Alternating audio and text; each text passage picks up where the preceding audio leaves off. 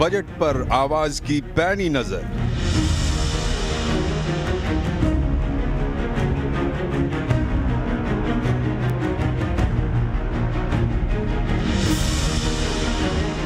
आवाज news room का जोश हाई।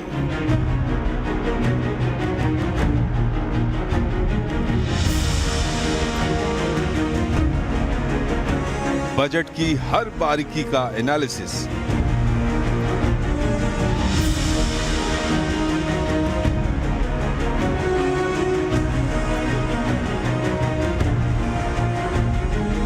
बजट मतलब सीएनबीसी आवाज।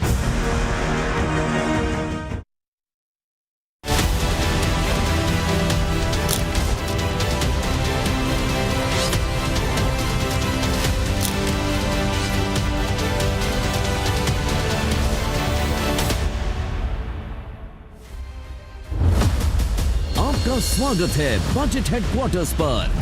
यहाँ होता है बजट का सबसे सटीक एनालिसिस। जानिए पॉलिसीज का रियल इम्पैक्ट और मार्केट्स को डायरेक्शन देने वाली इनसाइट्स। बजट 2026 सीएनबीसी आवाज Motilal Oswal studio budget headquarters से है लाइव।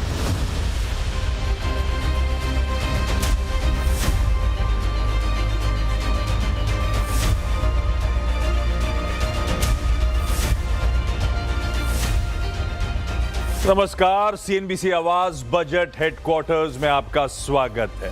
मैं हूं आशीष वर्मा और मेरे साथ हैं हमारे मैनेजिंग एडिटर अनुज सिंघल। आज देश का बजट आएगा। सुबह 11 बजे वित्त मंत्री निर्मला सीतारमण लगातार 9वीं बार बजट पेश करेंगी। इस बजट से देश को ढेरों उम्मीदें हैं। अगले आधे घंटे में हम आपको बताएंगे कि मोदी सरकार के तीसरे कार्यकाल के दूसरे पूर्ण बजट में क्या खास हो सकता है और बजट के दिन बाजार में आज क्या रणनीति रखनी है। लेकिन सबसे पहले देखते हैं इस वक्त की टॉप हेडलाइंस। ग्लोबल चुनौतियों के बीच आज मंत्री निर्मला सीतारमण लगातार 9वीं बार पेश करेंगी बजट। इस खास मौके पर आज खुले रहेंगे बाजार। सुबह 9 से 3:30 तक होगा सामान्य कामकाज। कमोडिटी और करेंसी मार्केट्स भी खुले रहेंगे। इस बार बजट हो सकता है कुछ खास। 75 साल में पहली बार पार्ट ए के साथ साथ पार्ट बी पर भी होगा अच्छा खासा फोकस। पार्ट बी में भारत के भविष्य का रोड मैप किया जा सकता है पेश। आवाज एक्सक्लूसिव। इसके बजट में घरेलू और विदेशी निवेश बढ़ाने पर हो सकता है खास फोकस। बाजार को एफआईआईज को टैक्स से राहत मिलने की उम्मीद। स्वदेशी पर रह सकता है फोकस। डिफेंस और सरकारी कैपिटल एक्सपेंडिचर में बड़ी बढ़ोतरी संभव। रेलवे के मॉडर्नाइजेशन पर भी हो सकता है जोर। इनकम टैक्स में बड़ी राहत की उम्मीद कम। बजट से पहले जॉइंट आईटीआर की चर्चा तेज। इनडायरेक्ट टैक्स में बड़े रिफॉर्म्स की तैयारी। सीएनबीसी आवाज एक्सक्लूसिव। एआई डेटा सेंटर के लिए बजट में खास ऐलान की उम्मीद। स्टार्टअप का दायरा बढ़ाने और इनोवेशन पर हो सकता है जोर। टूरिज्म के लिए खास ऐलान संभव। ड्रोन और एविएशन सेक्टर को मिल सकती है बड़ी सौगात। सीएनबीसी आवाज की एक और एक्सक्लूसिव। सीएनबीसी आवाज पर बजट का 360 degree coverage. Industry leaders, markets के दिग्गज और इकोनॉमी के सबसे बड़े एक्सपर्ट से पूरे दिन समझिए बजट की बारीकियां। आवाज पर लगेगी सबसे बड़ी टेक पंचायत। बजट भाषण के दौरान नहीं छूटेगा कमाई का कोई मौका। ग्लोबल कमोडिटी बाजार में मचा कोहराम। शुक्रवार को चांदी और सोने में भारी बिकवाली। चांदी में 26% तो सोने में 9% की भारी गिरावट। एमसीएक्स पर भी चांदी 1.25 लाख रुपए से ज्यादा टूटी। डॉलर की मजबूती और एक्सचेंजों की ओर से मार्जिन बढ़ाने से बड़ी बिकवाली का दबाव। उधर कल क्रिप्टो में भी भारी गिरावट। 6% की गिरावट के साथ 10 महीने के निचले स्तर पर बिटकॉइन। बुलियन बाजार में कोहराम से ग्लोबल इक्विटी मार्केट्स का सेंटिमेंट भी हुआ कमजोर। एशियाई बाजार 1 से 2% फिसले। यूएस इंडिसेज में भी दिखी प्रेशर। टेक शेयरों में बिकवाली से नैस्डैक करीब 1% फिसला, डाउ जोन्स और S&P पर भी हल्की गिरावट। DRH भी बनाया हुआ है, तो सेबी को हम सुपुर्द करेंगे अप्रूवल के लिए वापस, और उनको भी 3-4 महीने की प्रक्रिया होती है उसमें भी, तो करीब 7-8 महीने की प्रक्रिया रहेगी आज से। NSE के IPO का रास्ता हुआ साफ। सेबी ने जारी किया NOC यानी कि नो ऑब्जेक्शन सर्टिफिकेट। NSE के MD और CEO आशीष चौहान ने CNBC आवाज से एक्सक्लूसिव बातचीत में कहा, IPO में OFS के जरिए 4 से 4.5% हिस्सेदारी बेचेंगे। 7 से 8 महीने में हो सकती है लिस्टिंग।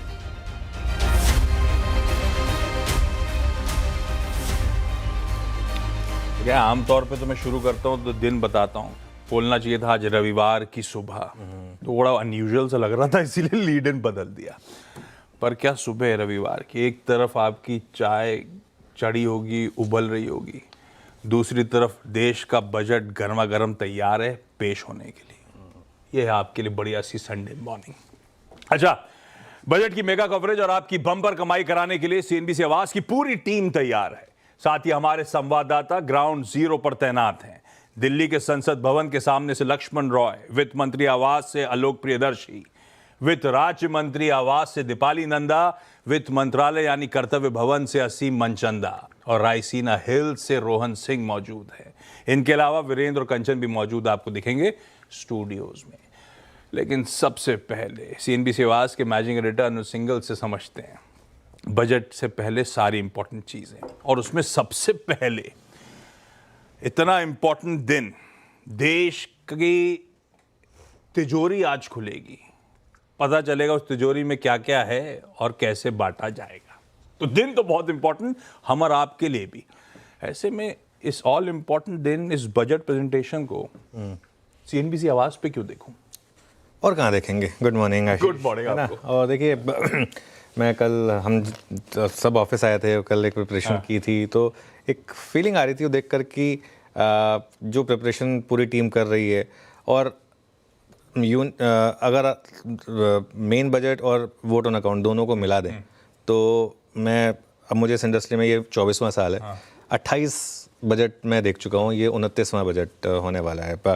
और इसमें से अगर आप देखें पिछले 21 सालों से CNBC आवाज़ बजट कवरेज में नंबर 1 रहा है सारे चैनलों में, अक्रॉस इंग्लिश और अक्रॉस हिंदी। और ये बात मैं तब की भी कर रहा हूँ जब मैं खुद CNBC TV 18 में हुआ करता था। तो CNBC आवाज़ का एक ट्रेंड है नंबर 1 रहने का। पिछले साल हम अपने नियरेस्ट कॉम्पिटिटर से 3 टाइम्स बिगड़ थे बजट स्पीच के दौरान। यूट्यूब पर हम बजट सिर्फ कवर नहीं करते, एक व्यू लेते हैं कि एक आम इंसान कैसे उसको जिए, और हमारी टीम, निवेशक, ट्रेडर, सबका ध्यान रखने के लिए हमारी प्रोग्रामिंग में सब कुछ है। एक टेक पंचायत है, हमारे बजट एडिटर्स हैं, बजट जूरी है, सब कुछ हमने लाइनअप किया है। हम सिर्फ आंकड़े नहीं बताएंगे, आपकी जेब पर क्या इम्पैक्ट होगा, मार्केट पर क्या इम्पैक्ट होगा। और एक चीज़, मेरा ये मानना है कि speed without accuracy is noise. तो हम स्पीड पे तो फोकस करेंगे, लेकिन ज़्यादा फोकस एक्यूरेसी पर होगा, और स्पीड और एक्यूरेसी दोनों आपको देखने को मिलेंगे यहाँ पर। और एक चीज़ मैं अपने दर्शकों के लिए खास कह रहा हूँ, ये इस बजट में आप भी शामिल हो सकते हैं, और एक हैशटैग है बजट ऑन आवाज़, उसे यूज़ करिए, और जो सबसे अच्छी पोस्ट होंगी उन्हें हम फीचर करेंगे CNBC आवाज़ पर। तो ये आपके सवाल का एक जवाब कि क्यों आपको CNBC आवाज़ पर बजट देखना है। बिल्कुल, सब तैयार हैं आपके लिए। आज इस बजट प्रेजेंटेशन से पहले, बजट प्रेजेंटेशन के दौरान और उसके बाद पूरी तरह से तैयारी। पहले और सारी देश की जानी मानी हस्तियां, चाहे वो इकोनॉमिस्ट्स हों, चाहे वो बाजार के दिग्गज हों, चाहे पॉलिसी डिसीजन मेकर्स हों, बाजार के सब वेटरन, सब होंगे एक ही प्लेटफॉर्म पे आपके लिए। खैर, अब सबसे इंपॉर्टेंट सवाल, तैयारी करनी है आज के दिन की, तो बाजार क्या चाहता है इस बजट से, क्या आएगा वो अपनी जगह, वो देखेंगे, डिकोड करते चलेंगे। क्या एक्सपेक्ट करूं, बाजार क्या मान के चल रहा है, क्या एक्सपेक्टेशंस बना के चल रहा है? देखिए क्या होता है कि एक्सपेक्टेशन तो आप शुरुआत करते हैं सीधा मून के साथ, और उसके बाद धीरे धीरे नीचे आ जाते हैं। तो सबसे इम्पॉर्टेंट है बाजार के लिए capital gains taxation, long term capital gains taxation और STT। इसमें थोड़ा सा मुझे लगता है कि ट्विकिंग होनी चाहिए। और देखिए आशीष, जब STT आया था ना, वो STT इसलिए आया था क्योंकि long term capital gains tax हटाया गया था। उसके बाद long term capital gains tax reintroduce किया गया, लेकिन STT नहीं हटाया गया, उल्टा STT बढ़ा दिया गया। तो ये कहीं ना कहीं, और सच बताऊं तो STT से स्पेशली बेरिश मार्केट में आपको कुछ मिलता नहीं है। इस बार तो एक्चुअली शॉर्टफॉल है STT का। अगर आप STT हटा देंगे ना, तो मेरे ख्याल से आप उससे कहीं ज़्यादा पैसा बाकी short term capital gains tax से बना लेंगे। ये मेरा मानना है यहाँ पर। और ख़ास तौर से FIIs, देखिए बहुत ज़रूरत है हमें FII की कैपिटल की, और अब समय आ गया कि FIIs को वापस लाया जाए। और वो तभी आएंगे जब एक तो टैक्सेशन कम होगा और एक हमारी मार्केट में ग्रोथ मिलेगी। तो ग्रोथ बढ़ाने पर फोकस हो, केपेक्स पर फोकस हो। फिस्कल डेफिसिट में आप हल्का इधर उधर हो भी गए तो मुझे नहीं लगता कि मार्केट को उससे कुछ बहुत ज़्यादा फ़र्क होगा। अगर क्वालिटी ऑफ एक्सपेंडिचर जो है वो अच्छा होगा तो ग्लोबल मार्केट्स पर भी हमको ध्यान रखना है इस समय, जियो पॉलिटिक्स पर भी ध्यान रखना है, और एक अमेरिका के साथ जो ट्रेड डील फंसी हुई है उसमें जो रुपये की हालत है, उन सब चीज़ों का ध्यान रखना है। टैरिफ की मार जो सेक्टर्स झेल रहे हैं उनको कैसे रिलीफ दिया जाए, ये आई थिंक देखने की ज़रूरत है। टेक्सटाइल, गारमेंट, ये कुछ सेक्टर्स हैं। इनडायरेक्ट टैक्स में वैसे तो हम ऑलरेडी एक GST का रिफॉर्म कर चुके हैं, तो उस पर थोड़ा सा और फॉलो अप की ज़रूरत है। और मैन्युफैक्चरिंग, आई थिंक इसको बूस्ट देने की ज़रूरत है। ये सब इम्पोर्टेंट चीज़ें हैं जो एक्सपेक्ट कर रहा है बाजार इस बार की बजट प्रेजेंटेशन से, बजट के आउटकम से। देखते हैं कौन से चेक बॉक्स टिक होते हैं और उसका मायने क्या है बाजार के लिए। लेकिन इस बजट प्रेजेंटेशन से पहले हमारा मार्केट्स कैसा पोजीशन्ड है, मैं आगे निफ्टी बैंक की डिटेल में आज की स्ट्रैटेजी पे बातचीत कर लूँगा, क्या लेवल्स अहम है, लेकिन पोजीशनिंग कैसी है? देखिए पोजीशनिंग वो चकदे वाली है कि हॉकी लेफ्ट हैंड साइड पे और पाँव राइट हैंड साइड पे है लेकिन वो सीधा शॉट लेगी। तो मार्केट की पोजीशनिंग भी इस समय काफ़ी कंफ्यूजिंग है। अगर आप एक हफ्ते का वो मूव देखेंगे तो कोई रिटर्न नहीं है, एक्चुअली 1% ऊपर है, वो भी क्योंकि लास्ट के 2-3 दिन में अच्छी रैली आ गई। उससे पहले देखेंगे तो ऐसा लग रहा है कि एक बेयर मार्केट चल रही थी, आप करीब 3% नीचे हैं अगर आप पूरा जनवरी का व्यू लेंगे तो। और भारतीय मार्केट के इतिहास में सबसे ख़राब शुरुआत में से एक रही है ये जनवरी का महीना। आज का बजट इस हिसाब से बाजार के लिए मेक और ब्रेक है। अगर बजट ने निराश किया, मेक नो मिस्टेक, 24,900 वापस टूटेगा। और अगर आप लकी होंगे अगर सिर्फ 24,900 तक मामला रुके तो, वरना 24,500 भी पॉसिबल है। अगर बजट खराब रहा तो, मार्केट के एक्सपेक्टेशन के हिसाब से नहीं रहा तो। अगर बजट ग्रोथ बढ़ाने वाला रहा और टैक्सेशन पर कुछ आ गया तो फिर 25,600 और फिर 26,000 तक की रैली पॉसिबल है। तो एक तरफ 26,000 भी पॉसिबल है, एक तरफ 24,500 भी पॉसिबल है। इतना दमखम बजट रखता है। बाजार का असली दर्द जो है ना वो मिड और स्मॉल कैप में है। मिड कैप 3.4%, स्मॉल कैप 5.5% नीचे है इस महीने। और अगर आप ये जो है ना, ये पूरा सेंटीमेंट का इम्पैक्ट है। क्या वो चेंज हो सकता है? अगर टैक्स पे कुछ आ जाए, FIIs वापस आ जाएं तो खराब बजट की जगह नहीं है, ये बात समझ लीजिए। आप कुछ सेक्टोरल इंडिसेस देखिए, निफ्टी 4% नीचे है। सिर्फ मार्केट को बैंक निफ्टी ने होल्ड करके रखा हुआ है। अगर आप देखें तो निफ्टी बैंक 1.5% ही नीचे है, IT 17% नीचे है, रिलायंस को मैं खुद एक सेक्टर मानता हूँ 13% नीचे है, मिड कैप 5%। नेक्स्ट 50 जो कि निफ्टी जूनियर इंडेक्स है, जो कि एक्चुअली एक बड़ा इंडेक्स है, निफ्टी के बाद के टॉप 50 स्टॉक्स, 13% नीचे है वो, और स्मॉल कैप 14% नीचे है। इसके अलावा रुपी रिकॉर्ड गिरावट, पिछले बजट से अब तक 5.5% हम टूटे हैं, और इस वजह से निफ्टी डॉलर टर्म्स में 6% के करीब नीचे है।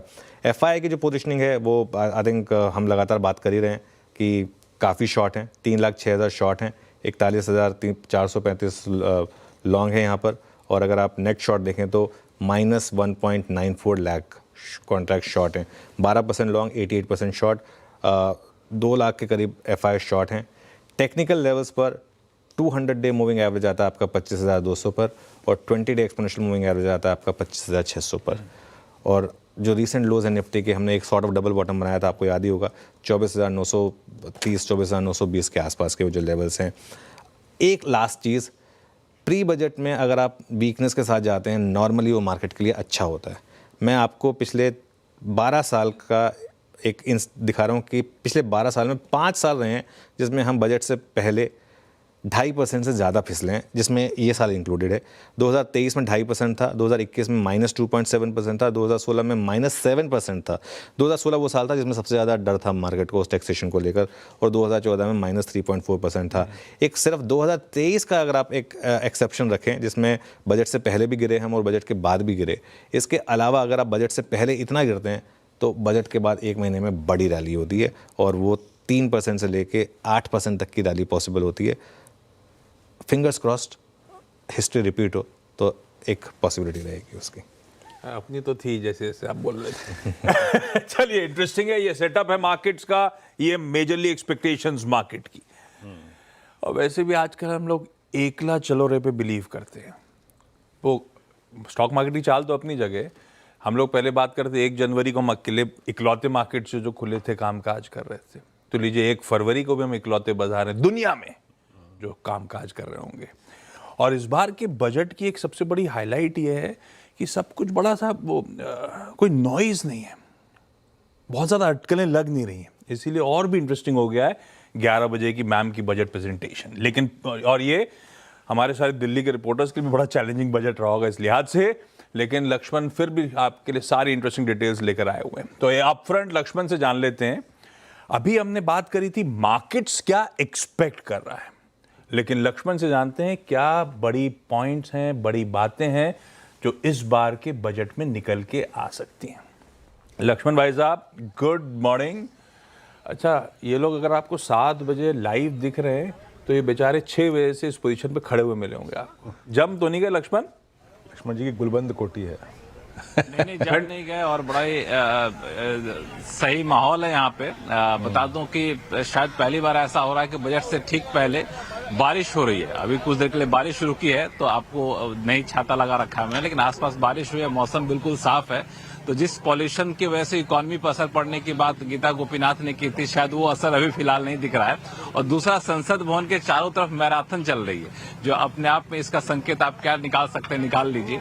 तो ये बजट कई मायनों में काफी आसान है कि लोगों की अपेक्षाएं बहुत कम है। इनकम टैक्स घटा दिया तो टैक्स के मोर्चे पर राहत की उम्मीद नहीं है, जीएसटी घटा दिया तो जीएसटी के मोर्चे पर राहत की उम्मीद नहीं है। लेकिन ये बजट एक खास है, खास इस मायने में कि सरकार यहाँ पे जो है सबसे ज्यादा निवेश बढ़ाने पर जोर दे सकती है। वो निवेश, घरेलू निवेश बढ़ाने के लिए, विदेशी निवेश बढ़ाने के लिए यहाँ पे सबसे ज्यादा फोकस रहने वाला है। और ये कैसे बढ़ेगा, इसके तमाम उपाय आपको देखेंगे, चाहे एफडीआई की शर्तों को आसान करने जैसी बात हो या फिर दूसरी चीजें हो। दूसरा कि इंडस्ट्री को बढ़ावा देने के लिए, निवेश बढ़ावा देने के लिए डीरेगुलेशन पे खास फोकस रह सकता है। इसकी शुरुआत बजट से पहले हो गई थी, इसका रोड मैप आपको देखने को मिल सकता है।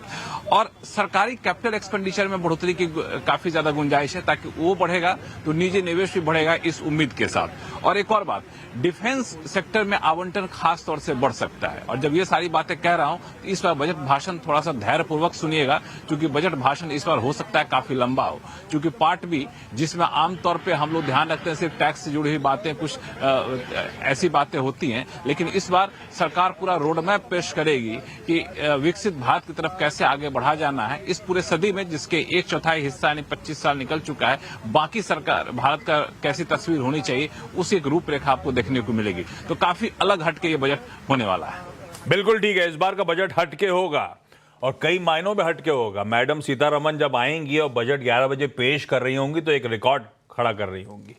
9th consecutive budget on the trot, 9वीं बार बजट पेश करने वाली इकलौती फाइनेंस मिनिस्टर। और ये जो पार्ट ए और पार्ट बी की बात है, बजट आमतौर पे 2 पार्ट्स में होता है, जिसमें 2 डिस्टिंक्ट चैप्टर्स होते हैं। पहला चैप्टर जनरली होता है बड़ी पिक्चर का, क्या स्कीम्स हैं, कहां एलोकेशन आने वाला है। और पार्ट बी होता था आमतौर पे अपने लिए वो जिसमें मार्केट मूविंग होता था, टैक्स स्टॉक वहां पे होती थी, सारी टैक्स और रेवेन्यू की चर्चा। वही शायद इस बार थोड़ा सा और डिटेल्ड हो और आगे का रोड मैप मैडम सीतारमन शायद आज रखती हुई नजर आए। ये आवाज की एक्सक्लूसिव आपके लिए। अच्छा, क्विकली जरा ग्लोब को मैप कर देता हूं, उसके बाद वीरू से समझ लेते हैं निफ्टी बैंक की strategy. Gift Nifty implied open दिखा रहा है आपको, आपकी स्क्रीन पे एकदम फ्लैट खुलने की तैयारी हो रही है। यूएस के मार्केट्स में फ्राइडे को प्रेशर था, पर जब हम सेशन की समाप्ति कर रहे थे उस समय यूएस के फ्यूचर्स 1 से 1.25% दबाव में थे और एक्चुअल सेशन में उतनी कमजोरी नहीं थी, 1/3 से 1% दबाव में थे। हाँ, लेकिन पेन में थे वो मार्केट्स, दबाव में थे और दुनिया भर की परेशानी हो रही है क्योंकि अब काफी ज्यादा प्रॉफिट टेकिंग आ रही है। बिटकॉइन की चर्चा हुई थी हेडलाइंस में, गोल्ड सिल्वर की चर्चा हुई थी हेडलाइन में। ये प्रॉफिट टेकिंग बहुत सीरियस होती चली जा रही है और उसका इंपैक्ट सेंटिमेंट्स के तौर पे इक्विटीज में भी देखने को मिल रहा है। और गोल्ड सिल्वर तो भाई साहब 30-31% इंट्राडे में फ्राइडे को फॉल था। चांदी में अब वो ट्रिगर बनने के लिए कह सकते हो आप कि वो ट्रम्प साहब ने अगले फेड चेयर का नाम सामने रख दिया है, केविन वॉर्श साहब। जो कि ऑलरेडी फेड में पहले बोर्ड ऑफ गवर्नर्स का पार्ट रह चुके हैं 2006 के आसपास, 2006 से 2011 के बीच में। उनके आने से सबको ऐसा लगा होगा कि शायद दरों में कटौती और एग्रेसिव हो रही होगी, तो एक बहाना बना, और उस बहाने के बीच में लोग डर गए। जिस तरह के करेक्शंस आ रहे थे तो प्रॉफिट टेकिंग और सीरियस होती चली गई, तो अनवाइंडिंग होती चली गई, तो उसने मूड बिगाड़ दिया होगा थोड़ा बहुत। बाकी यूएस गवर्नमेंट का शटडाउन हो गया भाई साहब टेम्पररी, लेकिन वो सिर्फ एक टेक्निकल एडजस्टमेंट है। सीनेट जब लौटेगा मंडे को वोट करेगा, तो इन ऑल लाइकलीहुड वो सिर्फ शटडाउन टेम्पररी सा, फ्राइडे को मंडे को क्लैरिटी आ जाएगी कि शटडाउन खत्म हो गया। ग्लोब की कहानी ये है, ज्यादा इंपॉर्टेंट कमोडिटी, ज्यादा इंपॉर्टेंट उनमें प्रॉफिट टेकिंग का जो मूड। पर वीरू, ऐसे में क्या की लेवल्स होंगे? हमने समझ लिया सेटअप वेटअप कैसे हम अप्रोच कर रहे हैं इस बजट को, मार्केट्स का मूड कैसा है, लेकिन क्या लेवल्स निफ्टी बैंक के इंपॉर्टेंट होंगे? देखिए आशीष, हमारे पास दो पिलर्स थे पहले, स्ट्रेंथ वाले, बैंक्स और मेटल्स। आज वो मेटल्स नहीं होगा आज हमारे साथ, पहली चीज़ तो ये है ना। FIIs न्यूट्रल भी नहीं, बहुत नेगेटिव जा रहे हैं बजट के लिए। मैं बहुत संक्षेप में उनके आंकड़े रखता हूँ। 1353 करोड़ रुपए की इंडेक्स की सेलिंग, हाँ कैश में उबार थे, but still on budget day 1,90,000 contract short, यानी किसी बजट स्पीच में गए हुए शॉर्ट की जो टेंडेंसी थी उसमें से सबसे हाईएस्ट नंबर है ये। So they are going short. Stock futures में बड़ा कोलैप्स था शुक्रवार को, और करीब 25,000 कॉन्ट्रैक्ट लॉन्ग काट लिए, 45,000 कॉन्ट्रैक्ट शॉर्ट। मेटल्स वहाँ पे डेंट पड़ा। पोजिशनिंग कैसी है निफ्टी की? देखिए बाजार काफ़ी न्यूट्रल जा रहा है। मैं अगर सिर्फ इस इवेंट के मद्देनज़र प्लेसमेंट की बात करूं तो 25,300 पे कॉल और पुट राइटर्स दोनों अलाइंड हैं। दोनों अगर आप देखें वहाँ बिकी हुई हैं। मैक्सिमम कॉल कंसंट्रेशन 25,500 पे है, मैक्सिमम पुट कंसंट्रेशन 25,000 पे है। लेवल्स लिखाइए सीधे, लेवल्स लिखाइए स्क्रीन पे। देखिए RS1 की जो ट्रेजेक्ट्री है वो है 10 डेमा। अगर स्पीच में कुछ अच्छी बातें, पुश मिलता है छोटा सा भी अगर आप देखें, तो हम RS1 को बाइसेक्ट कर सकते हैं, और इन दैट केस RS2 की ट्रेजेक्ट्री में आते हैं 25,500 के बड़े कॉल राइटर। अगर वो भी चीज़ बाइसेक्ट होती है, मतलब RS2 भी बाइसेक्ट होता है 25,509, यानी biggest call writers zone on budget day, तो आप और जा सकते हैं एक स्विंग लेके 563। दैट्स एग्जैक्टली क्या है, याद रखिएगा वहाँ पे दो बड़े एवरेजेस अलाइंड हैं, 20 और 100। और बेस्ट केस में यहाँ से बैठ के जिन मैं स्टैट्स को देख सकता हूँ वो है 694। वो क्या है? दैट लास्ट एवरेज 50 डेमा, जो अनुज बात करते थे कुछ देर पहले, इन बेस्ट केस 26,000। अगर ये जोन कटता है कंप्लीटली, ये सारे एवरेजेस कट जाएं और वो शॉर्ट्स का कवर होने का थ्रस्ट आए, तो 26,000 भी जा सकते हैं आप, no doubt about that. But last point जिसको मैं यहाँ से मीनिंगफुल मानता हूँ, दैट्स एग्जैक्टली 694। लो की बात करते हैं, बेस की। हमारा पिछले 3-4 दिन के ट्रेडिंग सेशन का लो था 152। वो क्या है? बाजार किसको रिस्पेक्ट दे रहा है? That's 200 day exponential average. Budget speech में थोड़ी बहुत अप्स एंड डाउन्स में, स्विंग्स में बेस 1 का टेस्ट होना लाजमी है। बट याद रखिएगा बहुत सारे एसेट्स जो होंगे इंट्राडे या फिर शॉर्ट टर्म पोजीशंस के यहाँ प्लेस्ड होंगे, अगर ये वायलेट होता है तो बेस 2 तक का रिट्रेसमेंट पॉसिबल है। और जो बात अनुज ने कुछ देर पहले कही थी, एक्सट्रीम डिसअपॉइंटमेंट के केस में 988 अगर वायलेट होता है, देन रीटेस्ट ऑफ दैट 24920 और लोअर ट्रेजेक्टरीज 24,500 वो भी पॉसिबल है आशीष। निफ्टी बैंक न्यूट्रल है। बड़ा मैं आपको एक इंटरेस्टिंग चीज़ दिखाता हूँ। निफ्टी बैंक पे 60,000 की स्ट्राइक की कॉल और पुट दोनों बिकी हुई है, बहुत तहजीब से बिकी हुई है। सारा आउटस्टैंडिंग वाई कंसंट्रेट हो गया 60,000 की कॉल पे आशीष। यानी अब लेके आइए लेवल्स। हम बैंक निफ्टी को इस बजट स्पीच के दौरान, शॉर्ट का व्यू नहीं है मेरा। देखिए बेस 1 और बेस 2 दोनों, बेस 1 पे 10-20 डे में अलाइंड है और बेस 2 पे आपका 50 डे में अलाइंड। इन दोनों रेंजेस के आसपास शॉर्ट मत जाइएगा। ये दोनों लेवल्स रिवर्सल जनरेट करने के लिए बहुत महत्वपूर्ण है। और जब भी आप इस पे एक लॉन्ग ट्रेड लें, याद रखिएगा उसको किसी भी सर्कमस्टेंसेस में RS1 पे निपटाना है। बैंक निफ्टी का कोलैप्स तभी आएगा अगर बजट स्पीच में कुछ डिसअपॉइंटमेंट, एक्सट्रीम डिसअपॉइंटमेंट हो और बेस 2 यानी 50 डेमा और 59,000 का जोन टूट जाए, तभी एक कोलैप्स पॉसिबल है आशीष। परफेक्ट है। ये निफ्टी बैंक के की levels to watch out for. Continuous session में इस पर रिविजिट करते रहेंगे, बातचीत होती रहेगी। क्विकली वापस दिल्ली चलें। अभी लक्ष्मण से जाना था बिग पिक्चर, आलोक के पास चलेंगे। किन किन सेक्टर्स के लिए अच्छी खबर आने की गुंजाइश बन रही है और इवन इनडायरेक्ट टैक्स के फ्रंट पे क्या अनाउंसमेंट्स आ सकते हैं? आलोक, गुड मॉर्निंग, बताएं। बिल्कुल, देखिए जो आर्टिफिशियल इंटेलिजेंस है और डीप टेक इनोवेशन है, इस पर सरकार का खास फोकस है। खासतौर से जो आर्टिफिशियल इंटेलिजेंस के जो डेटा सेंटर हैं उन पर बड़े ऐलान हो सकते हैं। स्टार्टअप इकोसिस्टम को बढ़ावा देने के लिए और बड़े ऐलान हो सकते हैं, क्योंकि सरकार की मंशा है कि जो डोमेस्टिक स्टार्टअप्स हैं वो ग्लोबल स्केल हासिल करें और मार्केट रेडी सॉल्यूशन उनके पास हो। अभी तक सिर्फ फूड डिलीवरी और ग्रोसरी डिलीवरी से सरकार संतुष्ट नहीं है जिस तरह से स्टार्टअप का परफॉर्मेंस है, तो लिहाजा इस सेक्टर में बड़े ऐलान हो सकते हैं। स्टार्टअप्स की डेफिनेशन को बदलकर कोऑपरेटिव्स और कंपनियों को इसमें ग्रोथ कैसे मिले और इसमें कैसे पुश मिले उसको बदला जा सकता है। इसके अलावा अगर आप बात करें इनडायरेक्ट टैक्स के रिफॉर्म पे, तो सरकार का रिफॉर्म्स पर पूरा फोकस है और जो वित्त मंत्री पहले भी इंडिकेट कर चुकी हैं कि कस्टम एक्ट को लेकर उनके पास रिफॉर्म्स के लिए बड़े प्लान हैं और वो बजट में अनाउंस होता हुआ दिख सकता है। तो कस्टम एक्ट को लेकर ऐलान होगा ताकि एक्सपोर्ट को बढ़ाया जा सके। इसमें खासतौर से जो ड्यूटी रैशनलाइजेशन है और ईज ऑफ डूइंग बिजनेस है और साथ ही साथ कॉम्प्लायंस को आसान बनाने पर फोकस है, ये इसमें आपको दिखेगा। जीएसटी में जैसे कि सिंप्लीफिकेशंस की बात लगातार होती है, तो उसमें भी ईज ऑफ डूइंग बिजनेस और कंप्लायंस को आसान करने पर चर्चा हो सकती है। रही बात इनकम टैक्स की, तो इनकम टैक्स में बड़ी उम्मीद, जैसे कि लक्ष्मण जी बता रहे थे कि नहीं है, लेकिन सरकार इस न्यू टैक्स रिजीम को एक बार फिर से पुश करने की कोशिश कर सकती है और उसमें खासतौर से जो निवेशक हैं, अगर न्यू पेंशन जो नेशनल पेंशन स्कीम है उसमें अगर निवेश करते हैं तो उनको कहीं ना कहीं और रिलीफ मिलने की उम्मीद है और डाइवर्सिफाई किया जा सकता है नेशनल पेंशन स्कीम को। रोहन, क्विकली, एविएशन और टूरिज्म, ये दोनों पॉकेट्स काफी चर्चा में रही हैं। क्या एक्सपेक्ट करूं? बजट में कोई अनाउंसमेंट्स आ रहे होंगे इनके लिए, और आ रहे होंगे तो क्या?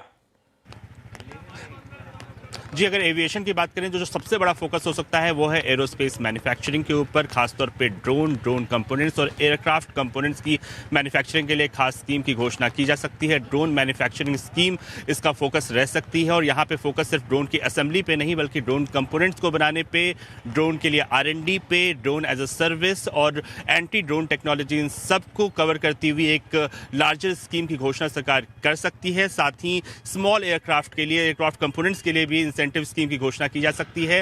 रीजनल कनेक्टिविटी के लिए उड़ान स्कीम के अगले चरण का रोड मैप आपको दिख सकता है। टूरिज्म की बात करें तो एक बहुत बड़ी सौगात मिल सकती है, इनक्रेडिबल इंडिया के अगले चरण का अनाउंसमेंट किया जा सकता है और यहाँ पे फोकस होना जा रहा है इंटरनेशनल टूरिस्ट को भारत की तरफ लाने पर और एक ग्लोबल मार्केटिंग कैंपेन जो कि AI का इस्तेमाल करेगी, जो कि न्यू मीडिया का इस्तेमाल करेगी, इसकी घोषणा भी सरकार कर सकती है। परफेक्ट। असीम के पास चलते हैं। इस बार के इकोनॉमिक सर्वे में पिछली बार चाइना को साथ रीएंगेजमेंट की बात करी थी और आपने देखा पिछले साल उस फ्रंट पे कितना आगे बढ़े हम लोग। इस साल आर्थिक सर्वे स्वदेशी की वकालत कर रहा है, तो असीम, क्या इसी बजट में मान के चलूं इस थ्रस्ट देने की स्वदेशी को कोशिश हो रही होगी? अगर हाँ, तो किस तरह के सेक्टर्स रडार पे रहेंगे? क्या ऐलान आ सकते हैं? गुड मॉर्निंग आशीष। देखिए, इस वक्त मैं कर्तव्य भवन पे खड़ा हूँ और ये वित्त मंत्री का नया ऑफिस है। आपने पिछली बार देखा होगा जितने भी बजट है वो नॉर्थ ब्लॉक से हुए। अब ये पहली बार इस नए ऑफिस से वित्त मंत्री अपना बजट पेश करने की तैयारी कर रही है और खासतौर पे कि आर्थिक सर्वे में ये कहा गया कि मैन्युफैक्चरिंग के ऊपर आप फोकस कीजिए। तो दो ऐसी जगह है जहाँ पर कि पिछले कुछ सालों में भारत में मैन्युफैक्चरिंग काफी तेजी से बढ़ी है। पहला मोबाइल मैन्युफैक्चरिंग और दूसरा इलेक्ट्रॉनिक कंपोनेंट मैन्युफैक्चरिंग। इन दोनों के लिए सरकार ने ऑलरेडी PLI स्कीम चलाई हुई है। मोबाइल मैन्युफैक्चरिंग की अगर मैं बात करूं तो करीबन हम $50 बिलियन के आसपास का आईफोन का निर्यात ऑलरेडी कर चुके हैं। तो सरकार ये चाहती है कि मोमेंटम आगे भी जारी रहे। तो इसके लिए जो PLI स्कीम है उसको आप बढ़ता हुआ देख सकते हैं। मार्च 2026 में उसका सनसेट हो रहा है, उसको अगले 4 साल के लिए सरकार आगे बढ़ा सकती है। Inverted duty structure mobile manufacturing की जो कैपिटल मशीनरी है उसके ऊपर लगता है, उसको कम किया जा सकता है। इसके साथ साथ जो मोबाइल्स के कुछ पार्ट्स है उसके ऊपर कस्टम ड्यूटी में कटौती आप आती हुई देख सकते हैं ताकि मोबाइल मैन्युफैक्चरिंग आगे भी बढ़ती रहे। इसके ये सरकार का ये प्लान है। दूसरा, इलेक्ट्रॉनिक मैन्युफैक्चरिंग के ऊपर भी सरकार का काफी थ्रस्ट है। अब तक हम करीबन $47 बिलियन के आसपास की इलेक्ट्रॉनिक का एक्सपोर्ट हम ऑलरेडी कर रहे हैं। सरकार उसके लिए 22,000 करोड़ रुपए की PLI स्कीम भी लेकर के आई थी। उसके लिए एलोकेशन सरकार ऑलरेडी कर चुकी है, लेकिन अभी भी कंपनियां काफी ज्यादा इंटरेस्टेड है। कई कंपनियों को मंजूरी मिल चुकी है, लेकिन अभी भी इस बजट अभी भी इसके लिए कम पड़ गया। तो इसके लिए एलोकेशन ज्यादा आप होते हुए देख सकते हैं। करीबन 20-22 हजार करोड़ रुपए का अतिरिक्त एलोकेशन इस स्कीम के लिए आता हुआ आप देख सकते हैं। तो दो ऐसे एरिया हैं जहां पर कि आपको फोकस रखना पड़ेगा, मोबाइल मैन्युफैक्चरिंग और इलेक्ट्रॉनिक कंपोनेंट मैन्युफैक्चरिंग। ये सब तो ठीक है। मैं और वीरू तो एक ही चीज का इंतजार कर रहे थे, लक्ष्मण। आम आदमी के लिए, टैक्स पेयर के लिए और इवन हमारे शेयर बाजार के लिए कोई रिलीफ आ रही है क्या, ये बताओ आप तो। देखिए, उम्मीद रखिए, उम्मीद रखने में क्या जाता है, उम्मीद रखिए तो बजट को ये उम्मीद तो पिछले बजट खत्म होने के बाद से बांध दी थी मैंने। आप कुछ कॉन्क्रीट दो मुझे। लेकिन जो मुझे संकेत मिल रहा है कि इनकम टैक्स में सीधे तौर पे कोई बड़ी राहत मिलेगी, इसकी संभावना काफी कम है। हाँ, बजट से पहले joint income tax return file करने की चर्चा काफी ज्यादा जोरों पे थी। तो अगर ऐसा होता है तो समझिए कि वो एक बड़ी सौगात होगी टैक्स पेयर्स के लिए, खास तौर से जिनकी वाइफ जो है हाउस मेकर है, क्योंकि वहां पर रिडक्शन काफी ज्यादा बढ़ जाएगा, टैक्स बचाने के रास्ते काफी ज्यादा बच जाएंगे। लेकिन इससे ज्यादा सरकार की चिंता यह है कि जिस तरीके से तेजी से एफआईआईज, एफपीआईज पैसा निकाल रहे हैं, तो उसकी एक बड़ी वजह ये बताई जा रही है कि long term capital gains tax STT इतना ज्यादा है कि भारत में जो इन्वेस्टर का कॉस्ट है वो काफी ज्यादा बढ़ा रहता है। तो वहां पर उम्मीद की जा रही है कि शायद सरकार कुछ छेड़छाड़ यहां पर करे, कुछ राहत दे। अगर ऐसा होता तो ये भी एक बड़ी राहत निकलकर सामने आएगी। लेकिन कोई सीधे तौर पर मुझे लगता है कि मुश्किल है कि इनकम टैक्स के मोर्चे पर आपको राहत मिले। हाँ, जैसा कि आप लोग कह रहे थे कि न्यू इनकम टैक्स रिजीम को आकर्षक बनाने के लिए हो सकता है कुछ और इंसेंटिव यहां पे दिया जाए। बहुत ज़्यादा वैसे पिछले साल बहुत दे दिया है, हो सकता है इस बार बहुत ज़्यादा उस फ्रंट पे एक्सपेक्टेशन हो। लार्जली स्टैंडर्ड डिडक्शन का अमाउंट शायद थोड़ा सा टिंकर करके और हमें नज किया जा रहा हो नई स्कीम की तरफ। दीपाली, सॉरी थोड़ा डिले के साथ आ रहा हूँ, लेकिन रेलवे बजट क्या इंपॉर्टेंट, रेलवे बजट तो नहीं, सॉरी रेलवे बजट तो खत्म हो गई कहानी, लेकिन रेलवे के लिए क्या इंपॉर्टेंट?